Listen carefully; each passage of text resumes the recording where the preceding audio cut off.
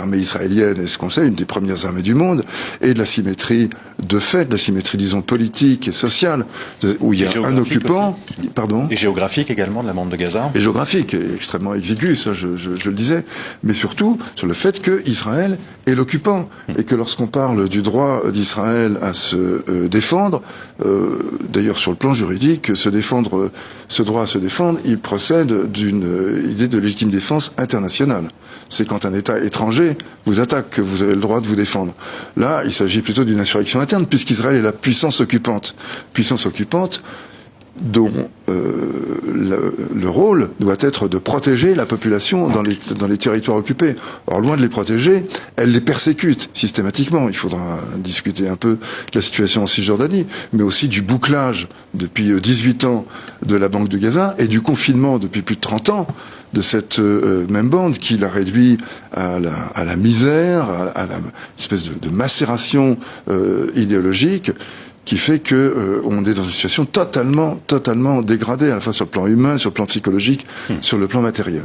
Voilà des dizaines d'années que Israël agit comme occupant, exploite une terre acquise militairement, en contradiction donc avec le droit international, et avec une certaine morale politique, pourrait-on dire, que Israël persécute les Palestiniens, installe des colonies dont un certain nombre de membres sont de véritables hooligans, des nervis qui passent une partie de leur temps à persécuter des Palestiniens, à créer des barrages mobiles, à détruire des récoltes, à brûler des terres, à exproprier des gens des maisons, à chasser là récemment encore des Bédouins du sud de la Cisjordanie qui ont été chassés de chez eux, des habitants d'Hébron qui l'ont été également.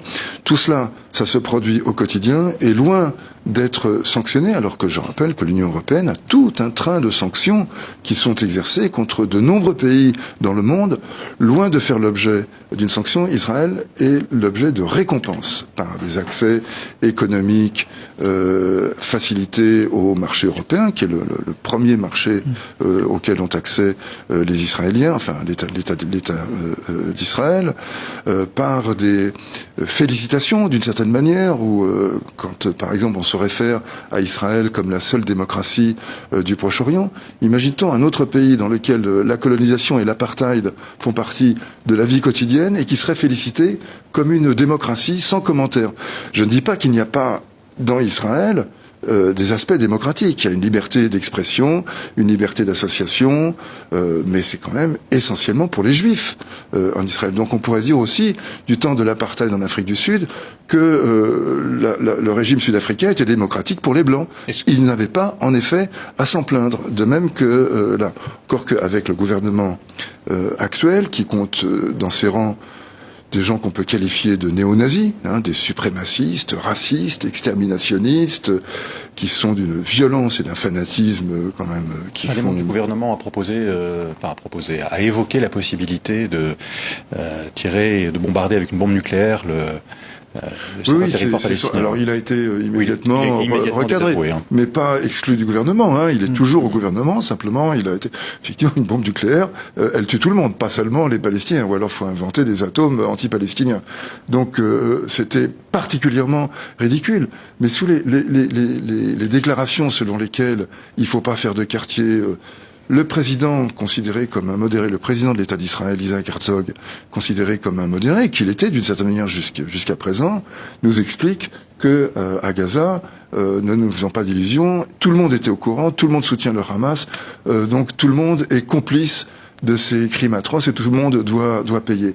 Et cette idée que une punition collective doit être infligée, qu'on a le droit de tirer dans le tas parce que ce tas est hostile et qu'il faut donc le détruire, elle est exprimée d'un peu partout, au Parlement, au gouvernement, parmi les conseillers, etc.